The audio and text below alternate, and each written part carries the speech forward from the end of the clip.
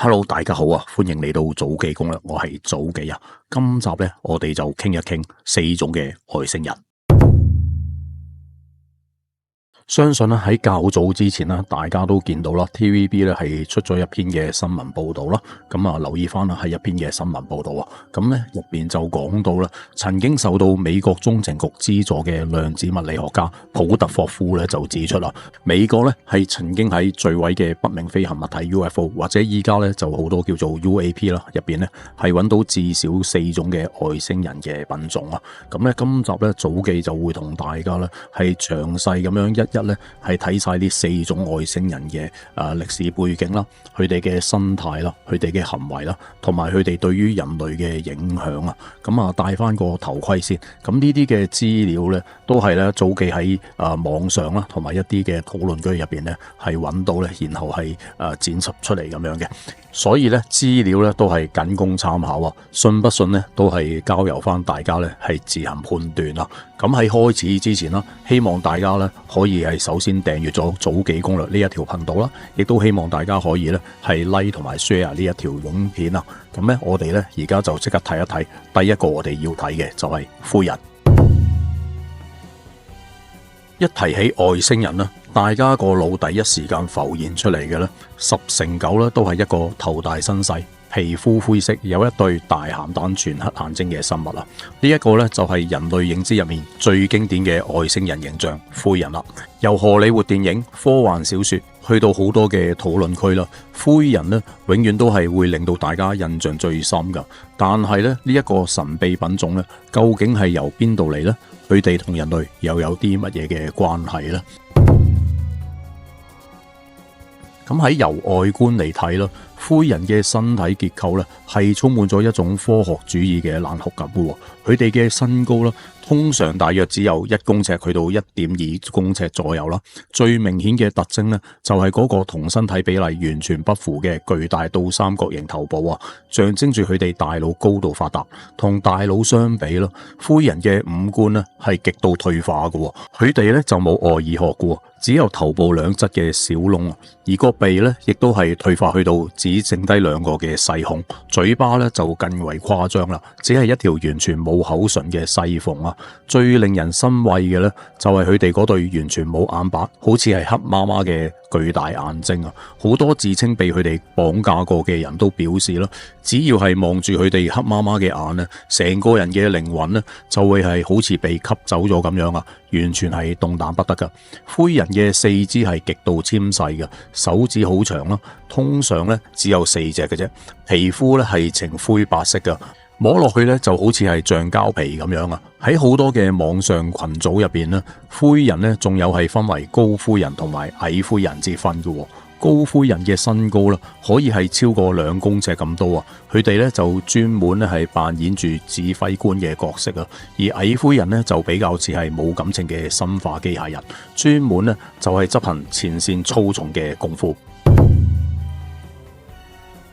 雖然咧喺歷史上邊一直係有疑似外星人嘅記載啊，但係灰人正式為人所知嘅咧，一定就要由1961年美國希爾夫婦綁架案去講起啦。當年呢一對夫婦咧就喺荒郊嗰度咧係遇到 UFO， 之後咧經歷咗2個鐘頭嘅記憶缺失啦。後嚟咧佢哋就接受精神醫生嘅還原催眠啦，聲淚俱下咁樣咧係描述俾一班眼大頭大嘅灰色怪人咧係帶上飛碟做醫學檢查。太太仲喺飛碟入邊咧係見到一張星圖啊。後嚟咧天文學家比對之後咧，發現咧呢一張星圖咧係指向距離地球大約39光年嘅望古座雙星系統啊。自此咧灰人就同望古座咧係畫上咗等號啦。而講到歷史啦，更加係離唔開1947年嘅羅茲威爾事件啦。傳聞咧就指出啦，美軍當時咧唔單止係發現飛碟嘅殘骸啊，更加係發現灰人嘅屍體啊，甚至咧係有一隻嘅生還者添啊。陰謀論就指出啦，美國政府咧隨後就成立咗極機密小組 MJ12啊，並喺內華達州51區咧係建立咗一個地底基地啊，同灰人咧係達成咗交易噶。外星人呢就提供好似係反重力呢啲嘅高科技啦，而美國咧就允許灰人咧係喺地球嗰度咧拎啲牛咧係進行基因研究嘅。點解咧灰人呢要咁執着咧係進行呢個基因嘅研究呢？根據說法啦，灰人嘅文明呢，因為係過度發展科技啊，忽視心靈嘅進化，甚至咧係過度使用克隆嘅技術咧去繁殖噶。經過無數代複製之後啦，佢哋嘅基因咧係出現咗嚴重嘅退化，喪失自然嘅生育能力，連情感功能咧都係徹底萎縮噶。為咗拯救自己嘅種族啦，灰人呢就嚟到地球，係利用人類豐富嘅基因啊，佢哋研究人類，抽取精卵，目的咧就係要培育出一種結合灰人高科技智慧同埋人類豐富情感、強壯肉體嘅人類灰人混血兒啊。喺好多嘅綁架案入邊啦，有女性受害者就聲稱啊，被帶上飛碟咧係抱一啲半人半灰人嘅 BB 啊，因為灰人自己咧根本就係唔識得點樣係付出愛啊，佢哋溝通咧係從來都唔開口噶，完全係靠強大嘅心靈感應咧，直接將畫面係植入人類嘅大腦。當大部分嘅人呢，對於外星人嘅想象呢，都係停留喺面目可憎嘅時候啦，有一類嘅外星品種嘅出現呢，係完全打破咗呢一種恐懼嘅。佢哋呢係長得好似係荷里活明星咁樣啊，擁有完美嘅身材、金黃色嘅頭髮、藍色嘅眼睛，眼神呢係充滿住溫柔同埋慈愛啊！呢一類外星人呢係被通稱為北歐人啊。喺星際神話入邊啦，佢哋呢通常都唔係掠奪者啊，而係人類嘅心靈導師。北歐人呢最神奇嘅地方呢，就係佢哋同地球人呢係生得太似啊！如果一個北歐人着住普通嘅衫行喺街上面呢，你根本呢就唔會發現佢係外星人咯，最多呢只會覺得佢係一個基因極好嘅靚仔或者係靚女啊。不過呢，當大家仔細去觀察呢，就會係發現有少少嘅分別啦。首先呢，就係身高啦，北歐人呢普遍呢係非常高大嘅，男性嘅身高呢通常都係2公尺去到2公尺4之間啊。佢哋身材比例係完美啊，肌肉線條流暢啦，皮膚咧係白到有一種半透明，隱隱約約發出微光嘅視覺效果啊。佢哋最迷人嘅特徵呢，就係喺頭髮同埋眼睛。頭髮呢多數係極其純正嘅金髮或者係銀髮啦，對眼呢就通常都係清澈無瑕嘅天藍色或者係碧綠色啊。有目擊者就形容啦，北歐人嘅眼神呢係有一種精神嘅力量啊，只要對視幾秒呢，你內心所有嘅焦慮恐懼呢都會係瞬間呢被治愈咁講嘅。北歐人咧喺現代 UFO 嘅歷史上面嘅登場咧係非常早嘅，呢個咧就要係歸功翻喺1950年代美國最傳奇嘅接觸者喬治亞當斯基啊。喺1952年咧，亞當斯基就宣稱咧喺加州沙漠咧係見到飛碟降落啊，一個長相英俊、留長金髮嘅外星人係行向佢啊。呢一個外星人呢就自稱係奧索啊，佢就透過心靈感應係警告人類啦，地球人呢係大量進行核試爆，釋放嘅輻射呢已經係影響到太陽系嘅生態平衡啦。亞當斯基啦之後就寫書咧，將北歐人係塑造成慈祥和平嘅宇宙老大哥嘅形象啊，係掀起咗全球飛碟嘅熱潮啊！除咗個人嘅案例啦，歷史上面最著名嘅北歐人集體目擊事件啊，就發生喺1994年非洲森巴威嘅阿里爾學校啊。當時咧，操場上邊大約有62位嘅小學生啦，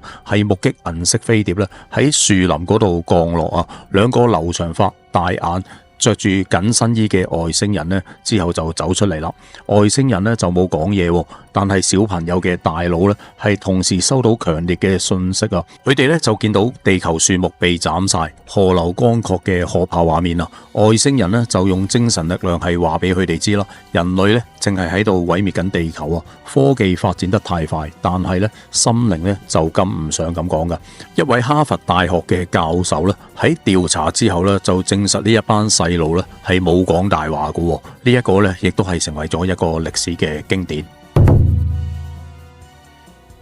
喺古代太空人嘅理論入面咧，北歐人咧係被認為喺遠古時代就造訪地球嘅種族啊。好多研究者就指出啦，聖經舊約入面描述嗰啲由天而降、長相俊美、身穿白衣會發光嘅天使咧，好可能咧根本咧就唔係神明啊，而係北歐人。因為古代人見到高大、完美、識得飛天、用心講嘢嘅人咧，唯一可以理解嘅詞彙咧就係神啦。同樣地啦，北歐神話入邊眾神之父奧丁、雷神索爾等咧，佢哋金髮碧眼，擁有神力嘅特徵咧，亦都係符合北歐人嘅形象啊。同純純科技、冰冷無情嘅灰人唔同啦，北歐人咧係被認為係已經進化去到第五維度啊。佢哋嘅社會咧係冇金錢、冇戰爭啊，一切建立喺無條件嘅愛之上。喺現代靈性通靈圈子入面啦，北歐人咧係最受歡迎嘅對象啊！好多通靈者咧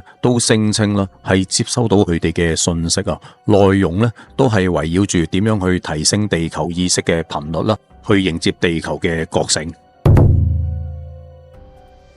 如果話北歐人滿足咗人類對美好神明嘅幻想，咁昆蟲人呢就絕對係觸動咗人類基因深處最原始、最冇辦法克服嘅恐懼啊！喺地球上面呢，昆蟲同埋哺乳動物走嘅係完全唔同嘅演化道路。佢哋嘅外骨骼同埋冇感情嘅生存邏輯咧，係令到大部分嘅人咧都係毛骨悚然啊！想象一下，如果有一種外星人咧，佢嘅身高係接近3公尺，長相咧就好似係一隻巨大嘅螳螂啊，但係咧就擁有比人類高出1000倍嘅智慧，手握操縱星系演化嘅基因技術，咁呢一個咧就係神秘嘅昆蟲人啦。